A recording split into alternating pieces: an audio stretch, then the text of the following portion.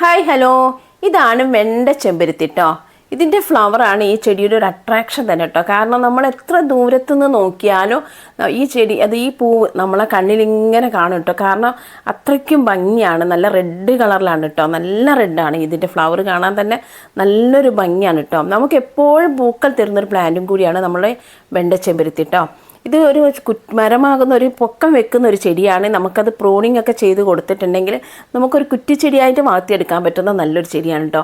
പിന്നെ ഫ്ലവറിങ്ങിന് വേണ്ടിയിട്ട് നമുക്ക് ചാണകപ്പൊടിയൊക്കെ ചുവട്ടിലിട്ട് കൊടുത്തിട്ടുണ്ടെങ്കിൽ ഇത് നിലത്ത് നട്ടിട്ടുള്ളൊരു ചെടിയാണ്. ചുവട്ടിലിട്ട് കൊടുത്തിട്ടുണ്ടെങ്കിൽ നമുക്ക് നിറയെ ഫ്ലവർ ഉണ്ടാവും കേട്ടോ. അപ്പോൾ ഇതിൻ്റെ സ്റ്റെമ്മ് കട്ടിങ്ങിലൂടെയും അതുപോലെ തന്നെ വിത്ത് പാകിയിട്ടാണ് നമ്മൾ പുതിയ തൈകളാക്കി എടുക്കുന്നത്.